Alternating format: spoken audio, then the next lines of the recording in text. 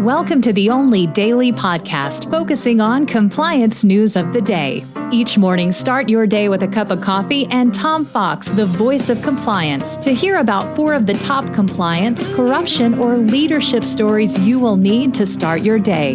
The Daily Compliance News is a production of the Compliance Podcast Network. The Daily Compliance News for April 22, 2025, the Upping Your Game edition. I would like to start today's podcast by telling you about the biggest news in compliance, which is the release of my latest book, Upping Your Game, How Compliance and Risk Management Move to 2030 and Beyond. In this book, I talk to compliance professionals about the use of AI in compliance going forward. This is obviously a very prescient topic, but I have found lots of examples of the use of AI in compliance, even if we didn't call it AI, even if it was pre-pandemic. And there are lots of ways you can incorporate AI directly into your compliance program, which will make you the purveyors of managing risk in your organization. So I've linked to it in the show notes, Upping Your Game, How Compliance and Risk Management Move to 2030 and Beyond. I took up Wei Chen's clarion call for compliance to up their game after the Trump executive order suspending enforcement and investigation of the FCPA. So if you want to up your game in compliance, check out my latest book. Our next story comes to us from the New York Times, which talks about, with only bad options, business scrambled for a tariff chaos playbook. Obviously, there's been a lot of shock around the first response to the Trump administrations of the barrage of tariffs. But remember, 48 hours later, they were suspended. So what are you supposed to do?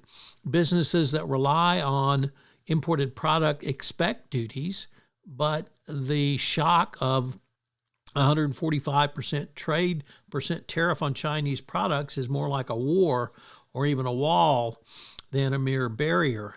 But even if that shock didn't get you, what do you do now? Do you take the hit and hope that it's temporary? Do you batten down the hatches and say that, well, maybe we'll just have to spend less, or we'll even have less sales? Do you sell fewer things? Do you redirect? Do you reduce? Do you delay? Do you get your products from another location? Could you use supply chain engineering to try to have most of a product made outside of China? All of these options are important for you to consider going forward. Next up, from the Wall Street Journal, Nadine Menendez, the wife of convicted former U.S. Senator Bob Menendez, has also been found guilty for corruption in the scandal that engulfed her husband in a separate trial. And our final story comes to us from Bloomberg, which reports that the SEC has awarded joint whistleblowers some $6 million for providing information that prompted an examination and helped lead to an enforcement action. No word on the company who is involved or, of course, who the whistleblowers are, but this is the first evidence we've had that the Trump administration is going to reward whistleblowers under the legally mandated whistleblower award program. And it's certainly a good sign to see that the SEC is still paying whistleblower awards, even if the administration is antithetical to investigating and enforcing the law.